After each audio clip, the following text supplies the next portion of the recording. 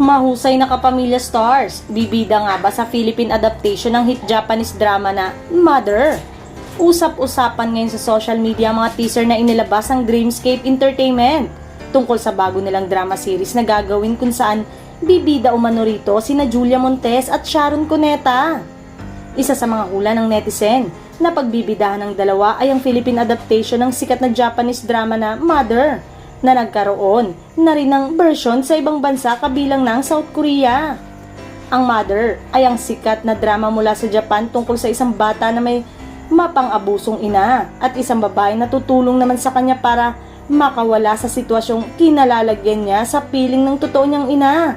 Hango sa Japanese drama ang South Korean drama na Mother na pinalabas sa South Korea noong 2018 at pinagbidahan ni Lee Bo-young. Naging hit rin sa bansa nila ang nasabing drama.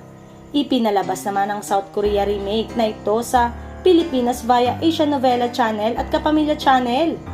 Marami nga ang medyo naguluhan sa caption na magbabalik na siya.